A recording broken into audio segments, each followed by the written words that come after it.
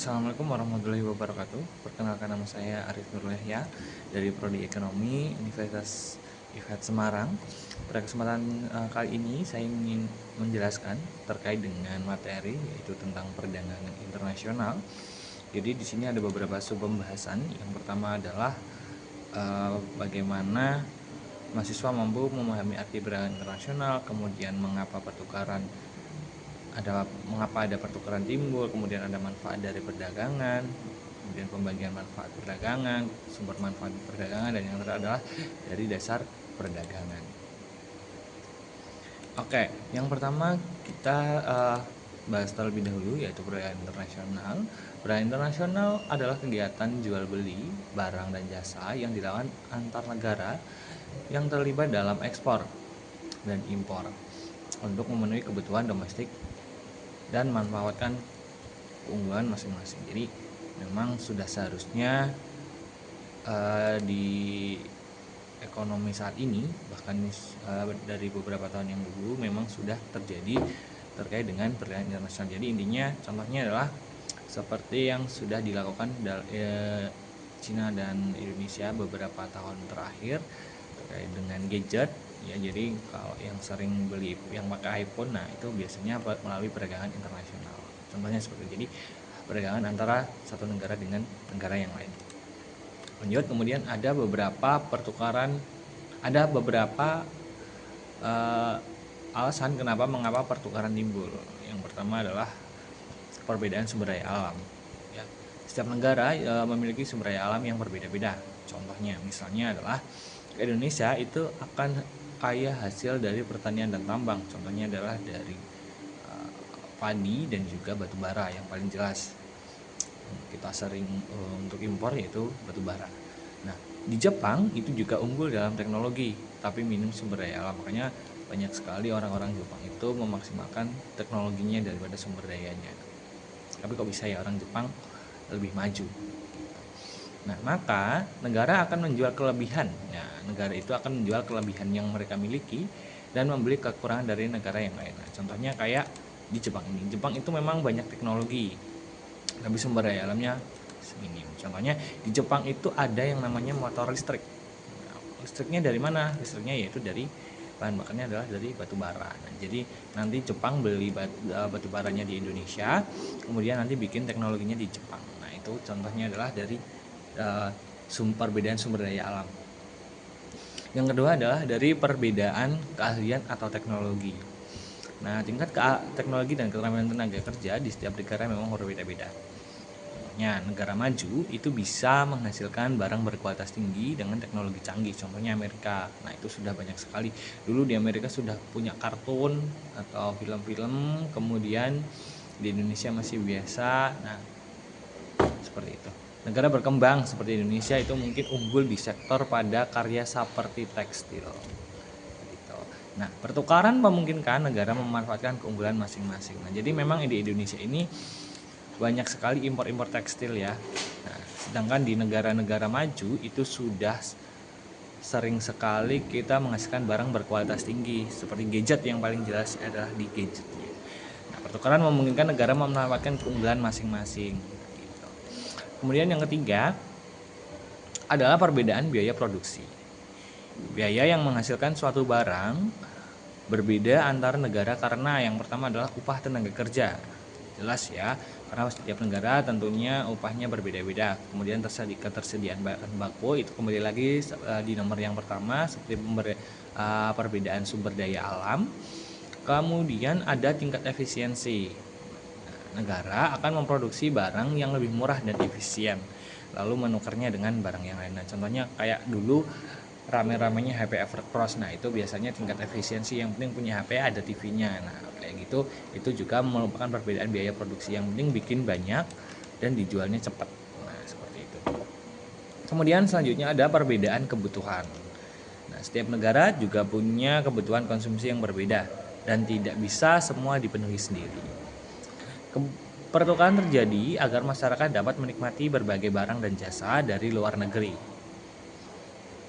Kemudian yang kelima ada keinginan untuk mendapatkan keuntungan. Nah, ini yang paling jelas ya. Jadi produsen dari negara melihat peluang untuk menjual produk ke pasar yang lebih luas atau ekspor, atau mendapatkan barang yang lebih murah atau berkualitas atau impor. Nah, yang keenam ada spesialisasi dan pembagian kerja. Nah, nanti ketika negara fokus pada produksi barang tertentu, mereka akan menukarnya dengan barang-barang dari negara lain yang juga berspesialisasi. Ini menciptakan efisiensi global, nah, dan meningkatkan kualitas serta kuantitas produksi dunia. Begitu. Kemudian kita lanjut ke manfaat perdagangan. Nah, manfaat perdagangan sendiri, yang pertama adalah memenuhi kebutuhan produksi, ya. Memenuhi kebutuhan yang tidak bisa diproduksi sendiri. Contohnya kayak Indonesia tadi, Indonesia belum bisa yang namanya untuk bikin gadget sendiri ya, mungkin sudah bisa tapi mungkin belum efektif gitu. Nah, kemudian menambah devisa negara tentu ya. Jadi ini manfaat dari jualan, gampangnya seperti itu, perdagangan kayak jualan. Jadi yang jelas nanti kita dapat profit atau keuntungan. Jadi kita bisa jaga stabilitas ekonomi nasional atau bayar utang luar negeri, nah bayar impor lah itu. Jadi salah satu menambah devisa negara. Kemudian ada menambah pertumbuhan ekonomi.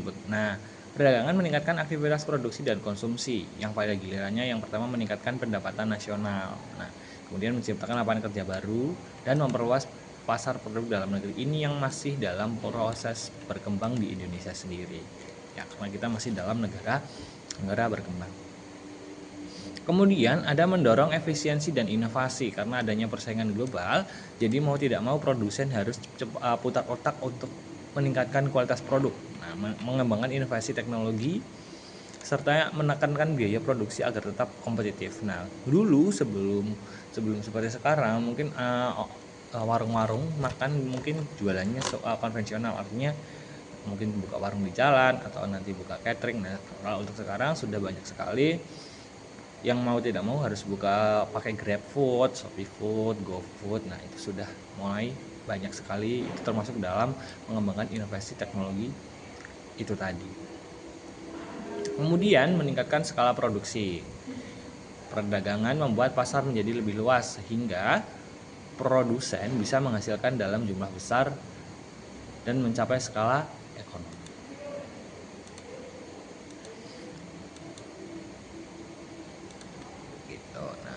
Kemudian yang selanjutnya adalah ada mendorong spesialisasi. Negara ini akan fokus pada produk yang memiliki keunggulan komparatif dan menukar hasilnya dengan produk dari negara lain. Kemudian mempererat hubungan antar negara satu sama lain. Ini yang paling penting dalam perdagangan internasional ya. Jadi kalau kita lihat seperti Amerika dan Cina yang sekarang sedang perang dingin terkait dengan tarif, nah itu sudah tidak sehat ya teman-teman. Kemudian selanjutnya ada pembagian manfaat perdagangan. Nah, yang pertama adalah manfaat perdagangan ini tidak selalu dirasakan secara merata oleh semua pihak ya, jadi tidak semuanya bisa. Tapi perlu dipahami sehingga manfaat tersebut akan terbagi. Gitu. Yang pertama adalah pembagian antar negara. Ya, jadi satu negara dengan negara yang lain itu akan mendapatkan keuntungan lebih besar. Nah, negara yang hanya sebagai pasar mungkin mendapat manfaat lebih kecil. Nah, ini mungkin yang sedang dirasakan negara-negara berkembang, salah satunya di Indonesia. Tapi dengan negara-negara yang sudah maju seperti Amerika, ini mereka akan lebih untung karena mereka ya seperti yang dijelaskan di sumber daya alam, mereka cuma butuh bahan bakunya, tapi mereka sudah punya bahan mentahnya. Jadi tinggal ambil bahan baku, kemudian diolah jadi dijual. Nah, seperti itu. Kemudian pembagian antar pelaku ekonomi. Nah, manfaat perdagangan juga terbagi dalam beberapa. Yang pertama yang jelas ada produsen selaku pembuat produknya. Kemudian ada konsumen yang beli. Nah, kemudian yang terakhir ada dari segi pemerintah, mendapat pemasukan dari pajak dan biaya masuk. Jadi pelaku ekonominya itu saling berhubungan. Kemudian yang ketiga pembagian berdasarkan jenis barang. Produk yang banyak diekspor seperti hasil tambang atau pertanian memberikan manfaat besar bagi sektor tersebut. Nah, Sektor yang tidak kompetitif mungkin terdesak oleh barang impor sehingga selalu mendapatkan manfaat langsung. Nah, contohnya produk yang diekspor, nah itu adalah sepatu bara, nikel, emas. Nah, itu seperti itu memberikan manfaat bagi sektor tersebut. Jadi kalau emasnya naik, nah itu berarti produk yang diekspor lebih banyak. Gitu. Nah, sedangkan barang yang impor sehingga tidak mendapatkan manfaat langsung, contohnya seperti apa? Beras. Kita sebelum ini mungkin dulu ada kasus kita masih impor beras, padahal petani kita rata-rata adalah nanam padi. Nah, itu semoga dengan adanya Bapak Menteri baru itu menjadi lebih baik. Kemudian ada pembagian waktu. Pembagian waktu, manfaat perdagangan bisa terasa jangka pendek seperti kenaikan penjualan atau pemasukan devisa. Kemudian jangka panjangnya seperti apa? Jangka panjangnya adalah seperti transfer teknologi, peningkatan kualitas produk, dan pertumbuhan ekonomi. Gitu. Nah, kemudian kita lanjut di sumber manfaat perdagangan. Yang pertama, ini ada keunggulan komparatif. Negara saling menukar barang yang bisa diproduksi lebih efisien. Yang kedua, spesialisasi produksi. Fokus pada barang tertentu untuk meningkatkan hasil dan efisiensi. Nah, perbedaan sumber daya, setiap negara punya potensi alam dan tenaga kerja yang berbeda-beda. Seperti tadi di Jepang, bahkan mereka sumber dayanya memang sedikit, sumber daya alamnya, tapi mereka memanfaatkan benar-benar teknologinya, serta memang tenaga kerja orang Jepang yang dikenal ulet dan sangat rajin. Kemudian skala ekonomi, produksi massal menurunkan biaya per unit. Makanya banyak pabrik-pabrik karena untuk menurunkan biaya per unit. Perbedaan selera dan kebutuhan memenuhi variasi permintaan konsumen antar negara. Nah, kemudian dasar penukaran dalam perdagangan internasional itu apa sebenarnya? Dasar utama penukaran dalam perdagangan internasional adalah keunggulan komparatif. Konsep ini menyatakan bahwa setiap negara sebaiknya mengekspor barang yang bisa diproduksi dengan biaya relatif lebih rendah dan mengimpor barang yang biaya produksinya lebih tinggi jika dibuat sendiri. Contohnya kayak Jepang tadi, ya, bikin ini barangnya sekian sedikit tapi dijualnya lebih mahal. Kayak Cina bikin motor. Nah, keunggulan komparatif memungkinkan negara untuk yang pertama adalah fokus pada biaya produksi barang yang paling efisien, menukarnya dengan barang dari negara lain yang memiliki keunggulan di bidang lain. Itu adalah dari dasar penukaran perdagangan internasional. Sekian presentasi dari saya. Nanti jika teman-teman ingin bertanya atau diskusi, nanti teman-teman bisa untuk komen di Google Classroom atau di chat. Terima kasih. Wassalamualaikum warahmatullahi wabarakatuh.